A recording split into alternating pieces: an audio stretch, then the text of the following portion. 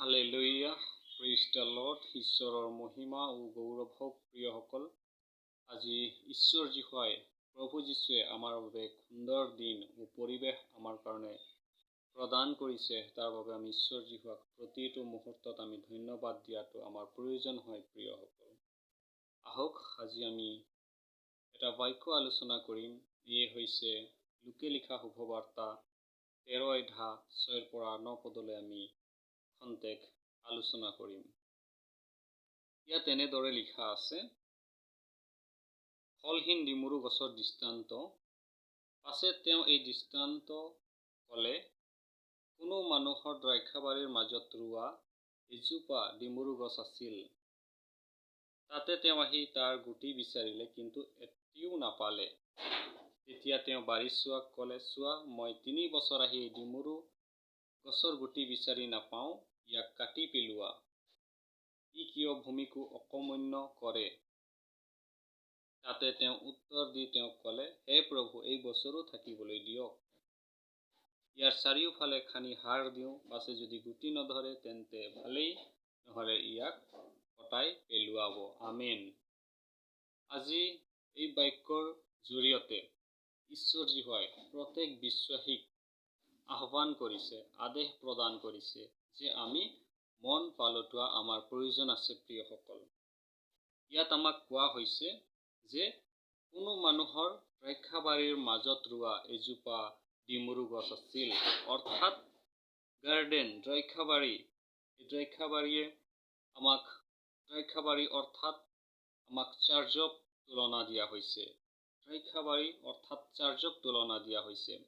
আৰু সেই দ্ৰাক্ষাবাৰীৰ মাজত ৰোৱা এজোপা গছ, ডিমৰু গছ, অৰ্থাৎ প্ৰত্যেক বিশ্বাসীক ডিমৰু গছৰ লগত ঈশ্বৰ যীশুৱে দৃষ্টান্তৰে আমাক তুলনা কৰিছে।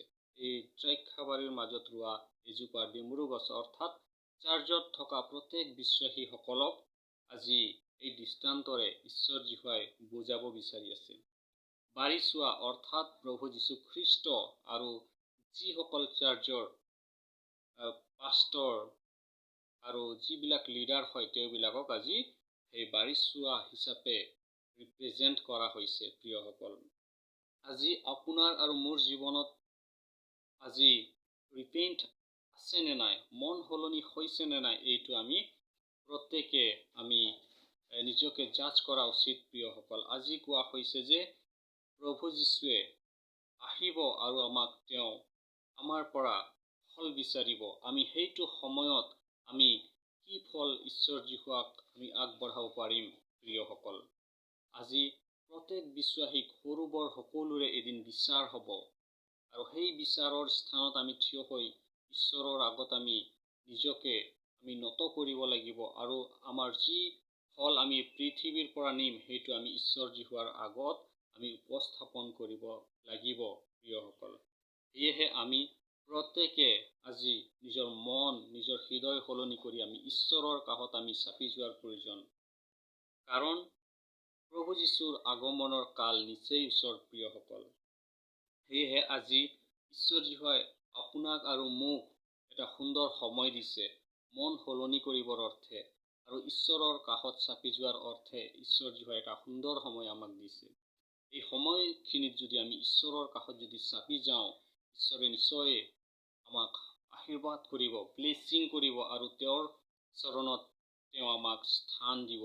প্ৰিয়সকল, সেয়েহে আমি আজি এই ফলহীন ডিমৰু গছৰ দৃষ্টান্তৰে ইয়াকে আমি বুজিব পাৰিছোঁ, বা এই বাক্যই আমাক ইয়াকে বুজাব বিচাৰিছে যে আমি ঈশ্বৰ যীশুৰ চৰণত আমি ডিমৰু গছৰ লগত আজি বাক্যই আমাক তুলনা কৰিছে। আমি প্ৰত্যেকে এজোপা এজোপা গছ, আৰু আমাৰ পৰা ঈশ্বৰ যীশুৱে ফল উৎপন্ন হোৱাটো তেওঁ বিচাৰে, আৰু আমাৰ পৰা ভাল কৰ্ম হোৱাটো ঈশ্বৰ যীশুৱে বিচাৰে।